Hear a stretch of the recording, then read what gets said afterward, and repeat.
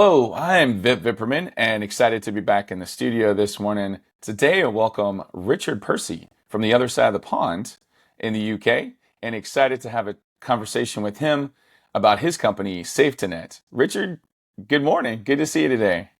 Good morning. Well, actually, it's good afternoon here, Vip. Yeah, yeah, absolutely. Yeah, Good to see you too. appreciating the time difference this morning as we get going. Hey, let's see, I said where Richard's calling from the UK. Whereabouts in the UK are you?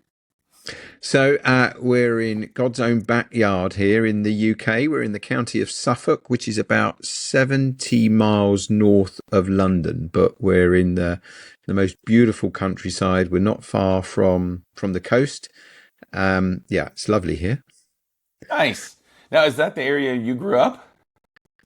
No, no, I grew up in the county of Kent, which is sort of southeast England. My father was a policeman. He was a policeman because he wanted to look after the vulnerable, protect the vulnerable, which I guess is perhaps why I now do what I do with safeguarding children. And then my career life just took me around the southern part of the UK and now ended up with Sharon, my fantastic wife, here in Suffolk. Awesome. Well, yeah, since you've already gotten there a little bit, tell me a little bit of your backstory. How did you get to be a tech entrepreneur? Yeah, to be called a tech entrepreneur is feels a bit strange. I'm basically a guy that has almost made it up as he's gone along, and I've ended up where I've ended up. I can't say that I had some grand plan and therefore I've ended up exactly where I thought I was going to end up. I can't really say that, but along the way, I've ended up starting my own tech companies. I don't really know tech, but I can tell when somebody's trying to pull the wool over my eyes, perhaps, and I can Mm, see maybe different ways to deploy different types of technology in different environments and situations. So I've started four tech companies. I've been blessed and I've sold them. And about 13 years ago, I was a private investor and I was asked to invest in a British based social network. I mean, look at me. I'm older than Father Christmas. What do I know about these sorts of things? now, now. But but I've been around the block, Vip. I think that's what I would say. I've Mm. got scars on my back. I walk with a limp and all these sorts of things. So I was asked to invest in this social network and looked at it. Really got on well with the founder. I could see this business was going to fly. I was a dad of, am a dad of four, very proud dad of four, and I was started doing my due diligence on this social network and saw this harmful content. And to my shame, Vip, and I am ashamed to say this, my initial reaction was, "Oh, you need to be careful with that because that could damage your brand." What I should Mm. have thought was, "You need to be careful with that because that could hurt the kids that use your platform," because it was Mm. mainly the young that use it. Anyway, really liked this business, could see it was going to fly. It has gone on to be an enormous company. So I offered all the money that this guy was looking for and a bit more on better terms. And the only proviso was a small, tiny proviso was let's get rid of that harmful content. And he said no. He said no to my investment. Now that, I Oh, mean, you're in wow. the world of finance. Mm. That's weird. That doesn't Right, happen. right. You got Um, all the money and the great deal, and yeah. And he said no, and I get on really well with him. And what? I said no. And of course, everybody can now work this out. I couldn't work it out at the time. It took me a while before the penny dropped. But he doesn't want to remove the harmful content. He doesn't want to regulate it because he wants his users to see what they want, say what they want, do what they want, hear what they want, interact with who they want. right. And of course, then I realized that's why social networks have grown, or one of the biggest reasons why they've grown at the pace that they've grown. Snapchat had just launched then. Of course, Facebook was commanding the world and everything else. And I just became incandescent with rage when I realized actually it's not about caring about my users, it's about making money. And that is the world of social networks. And did my research in the market as a whole and realized to my utter horror there's no governance, there's no regulation, there's no safeguards, there's no guardrails. So kids are just exposed to anything. And the moment the parent gives their child a phone, they've lost them. They don't know who they're talking to what they're seeing, what they're saying, and that's how the business was formed. Wow. So you saw this like incredible problem that kids are really vulnerable online. We talk about vulnerability in the world, and sometimes that's, food vulnerability, and sometimes that's, um, money vulnerability, not having enough to provide like housing or shelter and that kind of thing. But you're talking about vulnerability online. What does that mean to you? It means a lot because it cuts very deep. If in fact, if you cut me in half, I bleed the words safety. Because tragically, here in the UK, 5 children a week take their lives because of online harm. So this, for me, is personal. It's Wow. deep. SafeNet, we're not doing this to make money. We're doing this because we genuinely believe it's possible to put right a million wrongs. It's possible to build these platforms that children love to be on, but with safety by design. We know that we call ourselves as a safeguarding company, but in truth, what are we actually doing? Well, what we're doing is we're correcting a child's direction of travel. We're helping them to firstly extend their age of innocence, which I think is just so vital for mankind in general. Mm. But by steering them away from harm, they live a purer life and they can develop stronger life skills as they're, emerging as adults, because children are naive. They're very easy to trick. And when you recognize that around the world, children as young as 7 are seeing hardcore pornography, Mm. what chance have they got of having a stable, loving relationship? So really, at the face of it, we're keeping children safe online, but actually we like to think that we're improving their chances of having stable, loving relationships, being more mature, balanced adults as they grow up. But I'm reminded of another part of the story of how the business came about is that at that time, this was about 13 years ago, 2012, something like that, 2011, 2012, I had a brilliant job. I was a volunteer driver for a cancer trust here in the UK. And this is modern day Britain. One of the things that I think winds most of us up on this planet is injustice. Modern day Mm. Britain, if you don't have the money as a parent to get your child to hospital, then, for cancer treatment, then by default, their lives are being shortened. So modern day Britain, you don't have the money. You can't even get your child on a bus to get to hospital or a train. You don't have a car. Mm. So I was one of a group of people who would drive these kids to hospital for oncology treatment and so on. And it was such a grounding moment in my life. These children they all died very sadly, but there was one boy in particular who was really gregarious. These kids used to love going with me, Mm. not because it was me. It's just I had a nice car. Okay, and so so they used to enjoy the journey. Let's put it that way. It wasn't me they were enjoying; it was the car we were in. And there was this young lad, really gregarious, super. I used to really enjoy. We used to talk about soccer and all kinds of stuff like that. He was quite edgy. There was this one day, we were driving to the hospital, and he went quiet, and I looked over to him, and he had this tear just going slowly down his face, and he was Mm. sobbing, and I wrongly assumed he was sobbing because he was dying. He died 2 weeks after this. He wasn't. He had his phone in his hands, and his so-called friends were ridiculing him because he looked stupid because he'd lost his hair due to oncology. And then Man. you're reminded how cruel children are to each other. And in the online Mm. world, they're even worse. And it's Yeah. 24/7. Bullying is 24/7. When I went to school, just after fire was invented, Sorry. school ended at like 3:30. In the afternoon, the gates were shut, Mm. and you went home, and you could be in the bosom of your family and with your loved ones. Now, kids, they're online all the way home. They're on Mm. their phone all the way home. As soon as they get in, they're online talking to the mates they've just left behind. Yeah. And the bullying continues and the harm continues. And so we exist to try and stop that. it is. It saddens me when I hear some of the world's greatest, in quotes, greatest leaders of the greatest, in quotes, tech companies say that online harms are a social issue that can't be solved by technology. Vip, they're wrong. They're so, Mm, so wrong. And, they really should be ashamed of themselves because, look, SafetyNet's a tiny company compared to these tech monsters. If we can do it, do we honestly think others can't? So we've built this technology that keeps children safe online, and I'm so proud of it.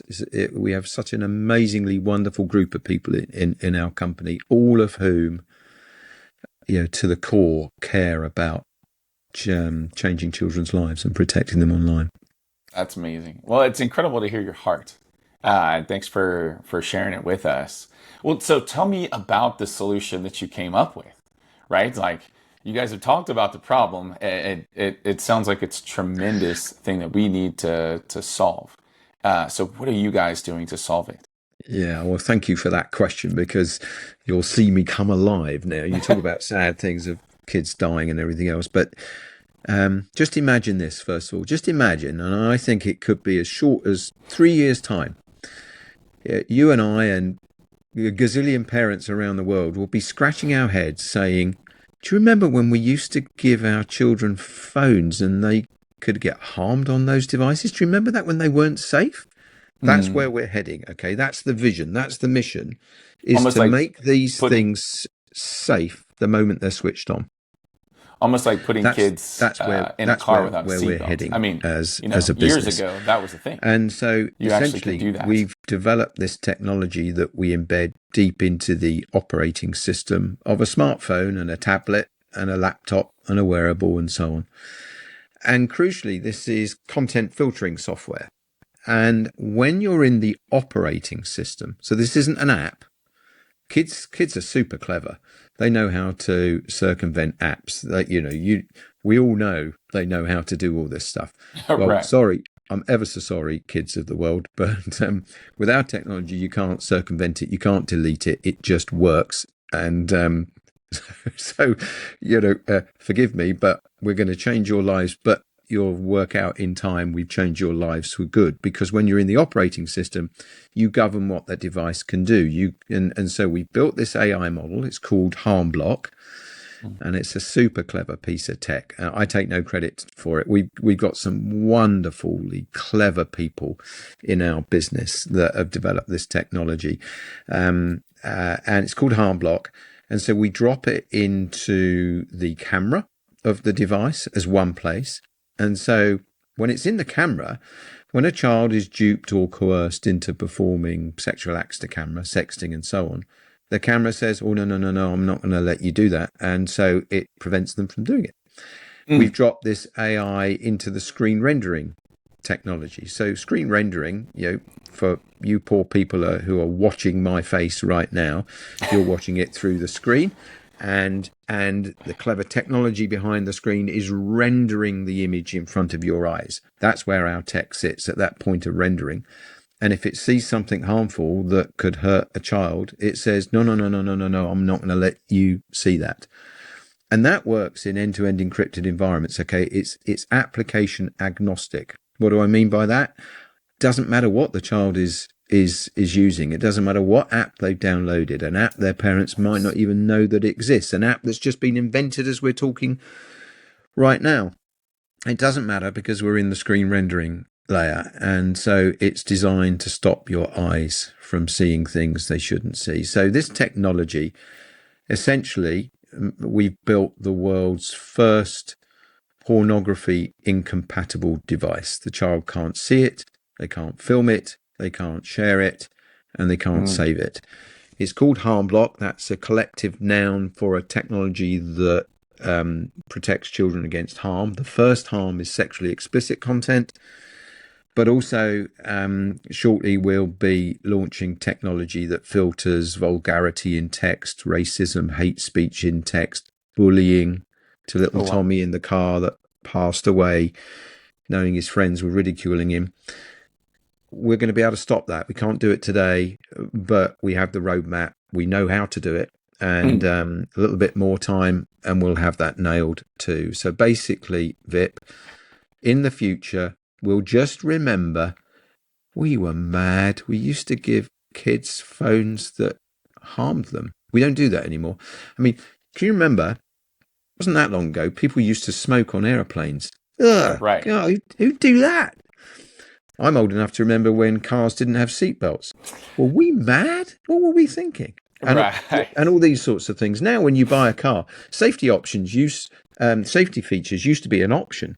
Do you want Right. airbags, sir? Well, that's another $1,000 or whatever it may well be. Not in the future. These phones, your phone, you've got children, Vip. Yeah. Your children, praise be, are going to grow up in a world where actually the online world will be far, far safer than it currently is. That's awesome. Dude, I love it. I'm super excited about this. And I love just the entrepreneurial spirit about you that you're not only saying like, hey, this is what we can do today, but I'm already seeing and like have a vision for what we're going to be able to do, tomorrow. And we're going to get there. Like that's the passion of an entrepreneur, just to say, I see the vision, I see the roadmap, and we're going to work until we make this thing happen. So, love Yeah. seeing that excitement, and the fact that you're a serial entrepreneur. You've built, multiple companies already. You know how to manage people. You know how to manage finances. You know how to raise money and do all those things. Serial entrepreneurs make mistakes along the way, but they also learn from them. And so now you've got this opportunity to build and grow from here in an exciting way. So thrilled to death to hear the story and to see where you guys are going. Can you tell us a little bit about how it works? One of the things I'm sure listeners are wondering is like, how does that actually happen? Is it AI? Is it, an algorithm? Is there a product it actually involved that they have to shove in the phone that some kid could take out? As you said, kids are pretty scrappy and smart. But can you share a little bit about that, and then maybe we'll get into some of the other things. Yeah, sure. So it is AI. Now, most AI systems that we interact with online today, you interact with them by, I don't know, like ChatGPT. You're sent off into the cloud, into these huge server farms that are sort of huffing and puffing and churning away and doing the providing the answer to whatever question you've set of it. And what we've been able to do, and these AI systems can be huge, 13 gig, 14 gig, 15 gig, even bigger. But of course, your phone can't handle that sort of size of AI technology. And so what we've been able to do at its purest is we take these enormous large language models, these enormous AI systems conventionally, many, many gigs worth, and we shrink them down to what we call a mustard seed. And you know exactly what I'm talking about when I mention a mustard seed. We shrink it down to a mustard seed without compromising accuracy. So in its purity, that's what we've done. Enormous things shrunk down to a tiny, tiny thing, but that has got amazing power. And Nice. so with that, accuracy in our world equates directly to the safety of the child. And the more accurate we are in detecting harm, the more safe the child becomes. So having mastered this craft of shrinking the thing down to a mustard seed, but keeping its efficacy, we then drop it into the operating system of these devices. And as it's fed content, as it's fed what we're currently seeing or what's on the camera, and bearing in mind this works in live stream, I'll come on to that in a second. The content goes into the AI, and the AI is quite binary. It says, is this harmful to the child or isn't? If it isn't, keep it going. If it is, oh, no, stop that. And so we do multiple things. We can redact the screen, we can terminate an app, we can do all kinds of things. But essentially what we do, crucially, in this whole field of keeping children safe online, we've learned that it's utterly vital to respect the child's rights to privacy. We get it around the world that certain parents won't like that. We understand that totally. But privacy is vital to earn the trust of a child. So essentially, this mustard seed runs on the device. It doesn't connect to a cloud. So if the Hmm. child puts the phone into airplane mode, for example, it's still keeping them safe. Okay, they still Ah, can't do stuff, they still can't film themselves and all the rest of it. And so this technology balances privacy with safety, which is crucial. We've just learned yeah. this to merc. It's all very well developing this tech, but if you can't commercialize it, you've got no chance. What's the point? You've got to be able to get it out there, and privacy lobbyists, rightly in our opinion, need to ensure that technology like ours doesn't snoop or spy or pry. So we get the mustard seed onto the device. It runs purely on the device because it's so small. So we take these 13, 14, 15 gig models. The mustard seed is only 35 meg in size, so it's really tiny, which Amazing. means it can even run on On your the watch. wearable and all the Oh, rest of it, wow.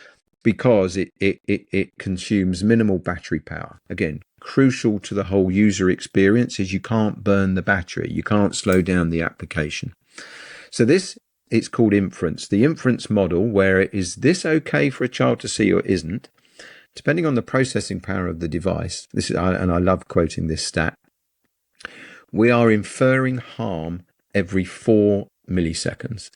That's 250 times a second. We're saying yes, no, yes, no, yes, no, yes, yes, yes, no, no, no, no, whatever it may well be, letting it Wow. through or blocking it. And that means this technology works in live stream. We're currently on live stream, and you're looking at me, and I'm looking at you, and this is happening in real time. The camera's active, and so on. So our harm block, which doesn't just run on phones, it runs on tablets, it runs on laptops, it runs on IoT devices, and so on, is doing this super fast, saying it's safe, it's safe, it's no, it isn't, no, it isn't, yes, it is, it's okay. Oh no, stop it, stop it. That's essentially what Nice. it's doing. It's quite binary. Yeah. Now, um, to explain this in more in the sort of terms that somebody of my level of intelligence can better understand, your phone, without you even knowing this, your phone sort of does this already, but it slightly does it in a different way. To my left, my dog is asleep. You might hear him snoring shortly. If I was to pick up my phone and take a picture of him, without my asking my phone to do this, it will file that image with metadata and call it that's a dog in that image. So then Mm. if I go into my camera roll and search for dog, all the pictures of my dog, and I've probably only taken about 20,000 pictures of my dog, will all come up. Three or four of Yeah. my wife, 20,000 of my dog. No disrespect to Sharon, but that's it's what we do, right? And Yeah. so the metadata has filed it away as a dog.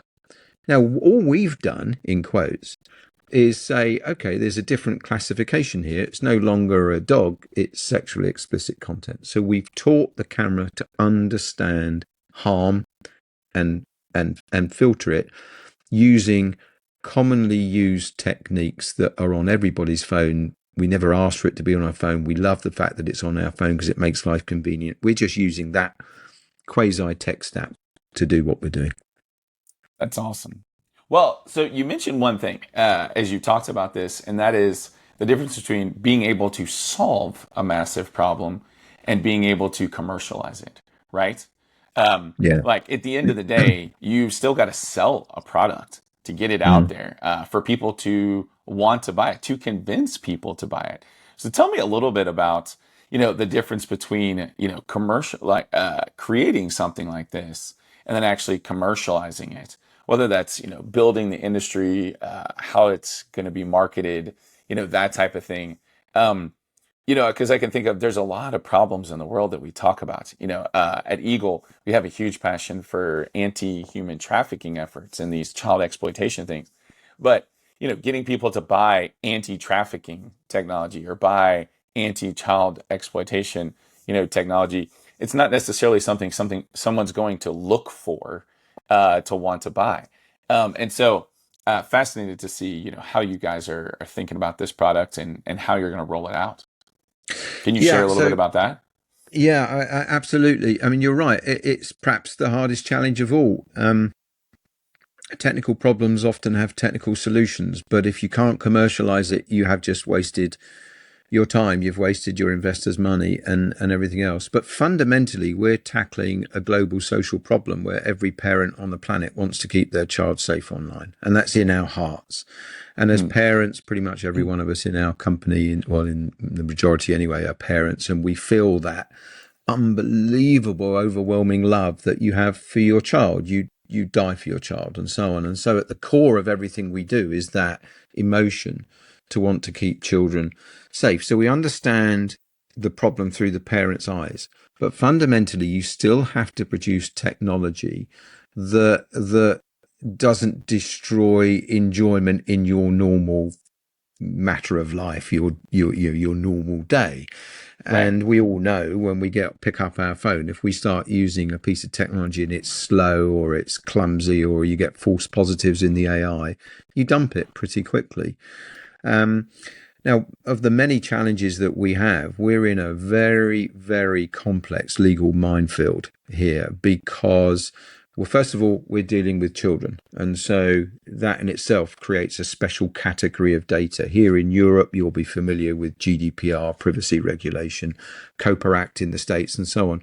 Wherever you are around the world, as we are, we're tackling a global problem. We're trying to solve this on a truly international scale. So you have to be able to scale internationally to be able to do that. We will come across different legislation in different countries. And so our software has to be capable of complying with these different legislations. So, for example, Defamation Act. You might think, well, what's that got to do with anything? Well, if our software tells you as a dad, well, your child's being bullied by Fred down the road, and we've got that wrong, we've got a defamation case. If your child is of a certain age, let's say 14, and we've told you something intimate about your child's life that they didn't want you to know, we've just breached their rights to privacy and all these sorts of things. So not only has the software got to be compliant, it's got to be respectful to the environment within which it's deployed. And then, of course, you've got to make it commercially attractive, which means you've got to get the pricing right. You've got to get the messaging right. One of the many challenges that we have, we're a B2B2C. So we are selling our technology to the world's largest carriers, the big telcos of this world.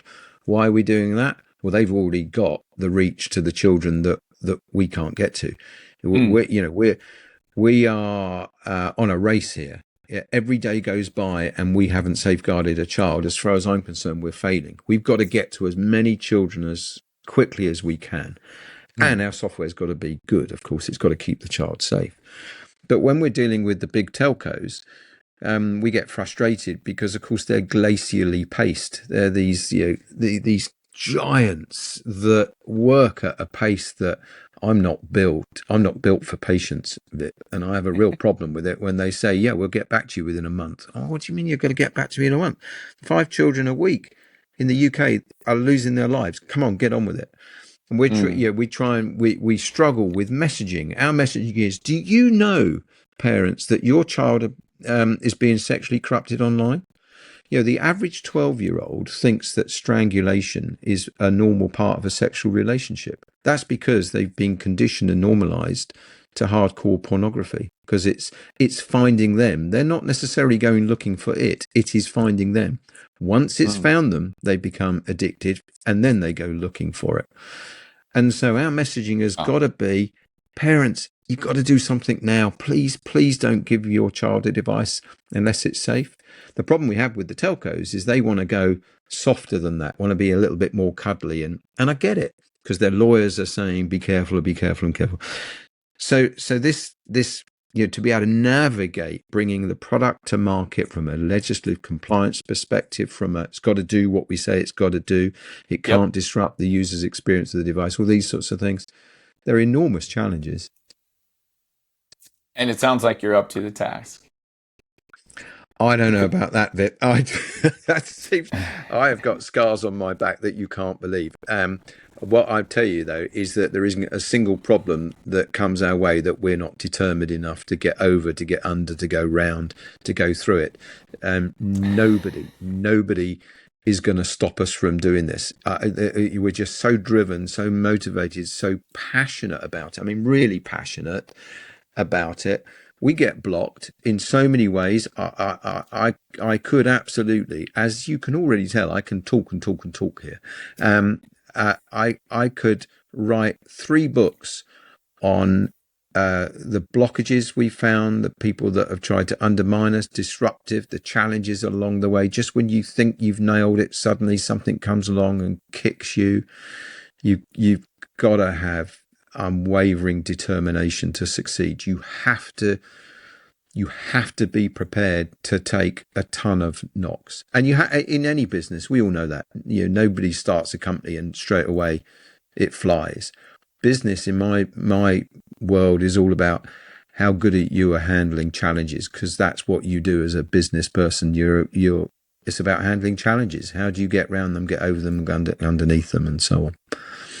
That's awesome. I love it. No, it's exciting to hear your passion and determination to solve this problem and to accomplish this task.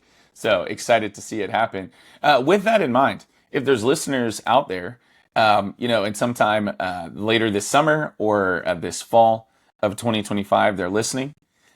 What are the opportunities for them to get access to a phone like that? If they're saying, hey, my child is expecting to get a phone for Christmas this year or for their birthday, worth thinking about that. What are the options for them now, and what do you see kind of the options over the next 6 to 12 months?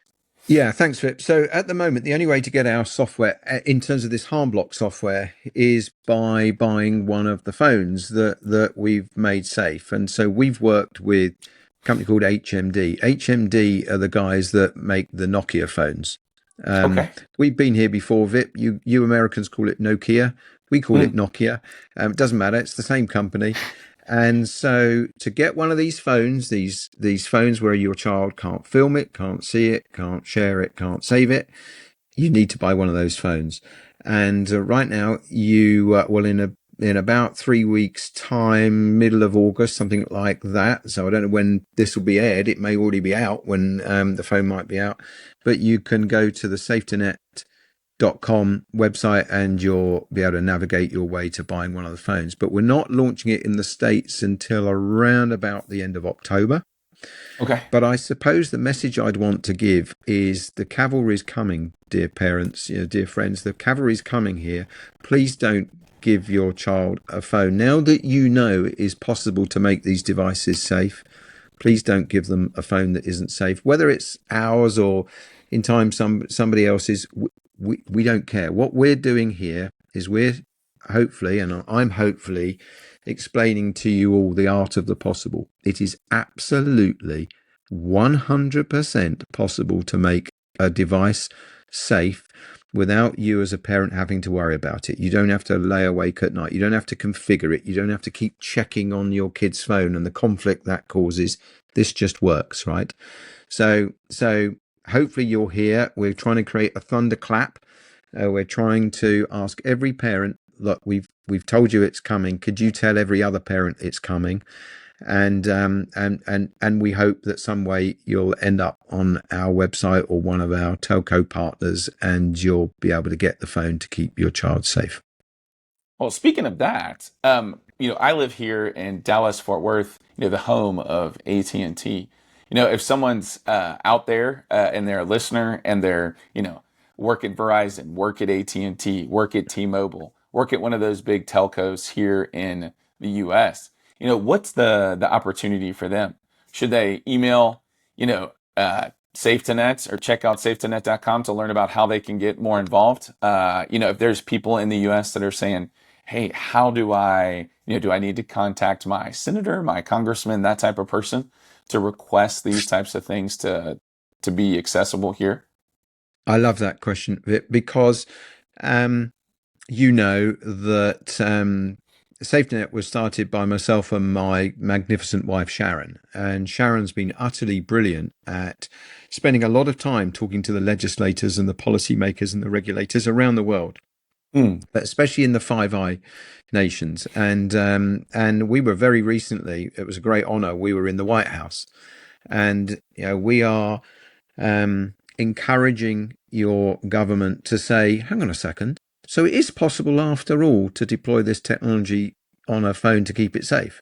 Yes, it is. Well, then let's mandate it. You know, Mm. we hear about these wonderful executive orders. So if there's any way to place pressure on the US government, and I don't think they need huge pressure, because who doesn't want to keep kids safe online? But yeah, your congressman, your senator, I don't know what the process is in your wonderful country, but tell those that can legislate, tell those that define policy, there is a way to make children safe. There is a way to protect them. There is a way to stop this suicide. I mean, the statistics show in the States alone, over 20 children a week take their lives because of online harm. This is a Wow. nonsense. It's got to end. Their lives are being destroyed by all this harmful content. So that's one way, is through legislation. But the other way is when you next walk into the AT&T store or Verizon store. If the salesperson doesn't offer you a phone for your child that's safe, all you have to do, it's really simple, turn around and walk out and go to the Mm. one that does do it. And then you watch market forces.